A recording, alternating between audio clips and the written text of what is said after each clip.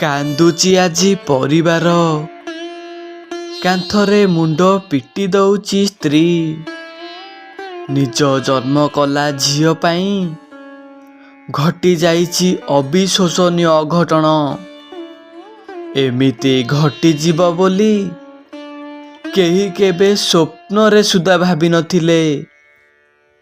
ଘଟଣାଟି ଆରମ୍ଭ କରିବା ପୂର୍ବରୁ ଯଦି ଆପଣମାନେ ମହାପ୍ରଭୁଙ୍କୁ ଭକ୍ତି କରନ୍ତି, କାଳିଆକୁ ନିଜର ଆରାଧ୍ୟ ବୋଲି ମାନନ୍ତି, ତାହେଲେ କମେଣ୍ଟ ବକ୍ସରେ ଜୟ ଜଗନ୍ନାଥ ଲେଖିଦିଅନ୍ତୁ। ଘଟଣାଟି ଆରମ୍ଭ ହେଉଛି ବାଲେଶ୍ୱର ଜିଲ୍ଲା ଅନ୍ତର୍ଗତ ବଢ଼େଇ ସାହିରୁ। ସେଇ ସାହିରେ ରହନ୍ତି ହେମନ୍ତ ମହାରଣା। ପରିବାର କହିଲେ ହେମନ୍ତ ବାବୁ ଆଉ ତାଙ୍କର ଜଣେ ପାଗେଳା ସ୍ତ୍ରୀ ଆଉ 3 ଝିଅ। ବଡ଼ ଝିଅର ବିବାହଘର ସରିଥିଲେ ମଧ୍ୟ ସେ ଆସି ଘରେ ରହୁଛି, କାରଣ ବିବାହଘରର 8 ମାସରେ ତାର ସ୍ୱାମୀର ପରଲୋକ ହୋଇଯାଇଛି। ଆଉ ମଝିଆ ଝିଅ +2ରେ ପାଠ ପଢ଼ୁଛି, ଆଉ ସାନ ଝିଅ 9ମ ଶ୍ରେଣୀରେ ପଢ଼ୁଛି। ହେମନ୍ତ ବାବୁ ଜଣେ ଦିନ ମଜୁରିଆ ଲୋକଟେ। ଦିନକୁ ମିସ୍ତ୍ରୀ କାମ କରି 400 ଟଙ୍କା ଇନକମ୍ କରି ସନ୍ଧ୍ୟାବେଳକୁ ଫେରନ୍ତି। ଆଉ ସେଇ 400 ଟଙ୍କାରେ ପରିବାରର 4 ଜଣକୁ ବହୁତ କଷ୍ଟରେ ଚଳାନ୍ତି।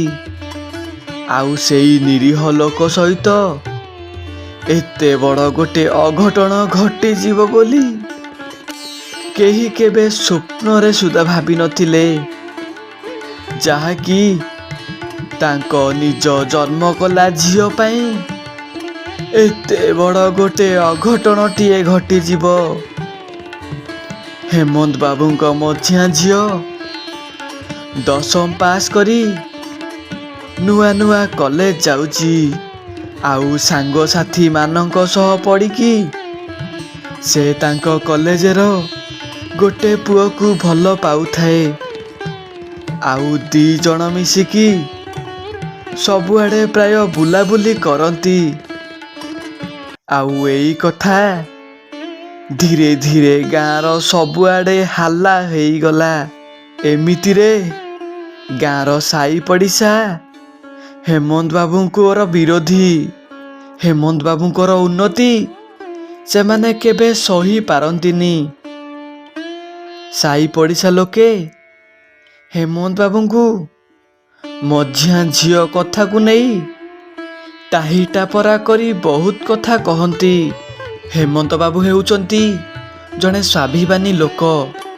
ହେମନ୍ତ ବାବୁ ସହି ନପାରି ବଜାରରୁ କାହାକୁ କିଛି ନ କହି ସିଧା ତାଙ୍କ ସାଇକେଲକୁ ଧରି ଘରକୁ ଆସିଲେ। ଆଉ ମଝିଆ ଝିଅକୁ ସବୁଆଡ଼େ ଖୋଜିଲେ।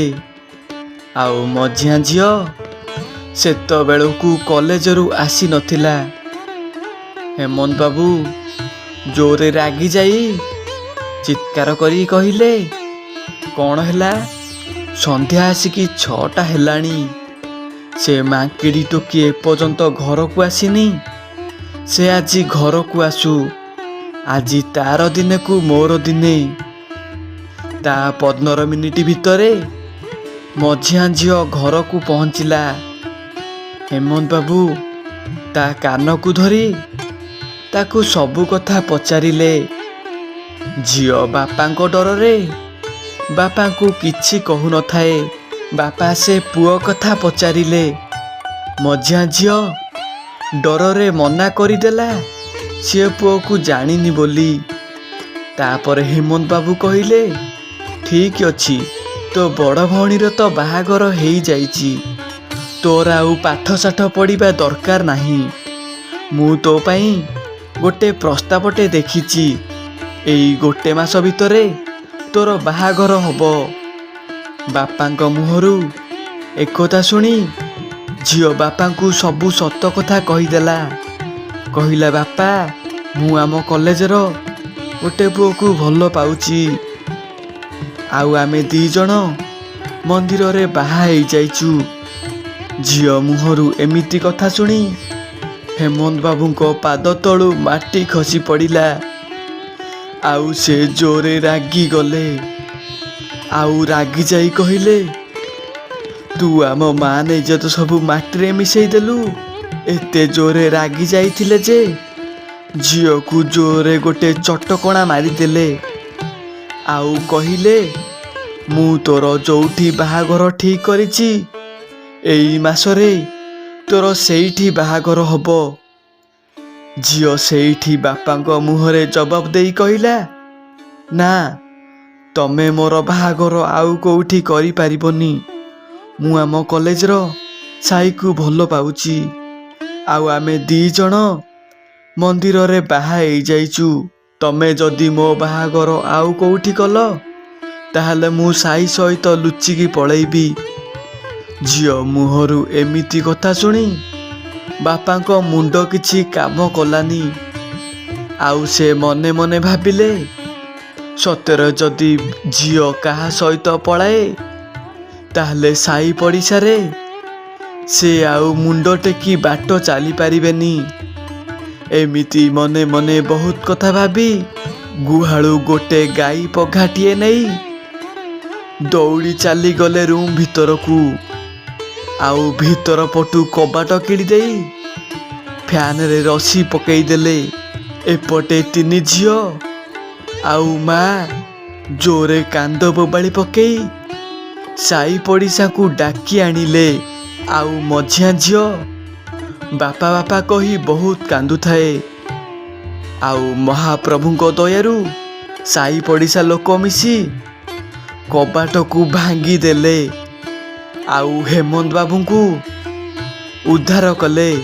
ହେମନ୍ତ ବାବୁ କାନ୍ଦି କାନ୍ଦି କହୁଥାନ୍ତି, ମୋତେ ଛାଡ଼ିଦିଅ ଭାଇମାନେ, ମୁଁ ଆଉ ବଞ୍ଚିବାକୁ ଚାହୁଁନି। ମଝିଆ ଝିଅ ନିଜର ଭୁଲ ବୁଝିପାରିଲା, ଆଉ ବାପାଙ୍କ ପାଦ ତଳେ ପଡ଼ିଗଲା। ଆଉ କହିଲା, ମୋର ଭୁଲ ହେଇଯାଇଛି ବାପା, ମୋତେ ତମେ କ୍ଷମା କରିଦିଅ। ତମେ ମୋର ଯୋଉଠି ବାହାଘର ଠିକ୍ କରିବ, ମୁଁ ସେଇଠି ବାହା ହେବି। ତାପରେ ହେମନ୍ତ ବାବୁ ଜାଣିବାକୁ ପାଇଲେ, ଝିଅ ଯାହାକୁ ପସନ୍ଦ କରିଛି ସେ ଭାରି ଭଲ ପିଲାଟିଏ, ଆଉ ତାର ପରିବାର ବି ବହୁତ ଭଲ।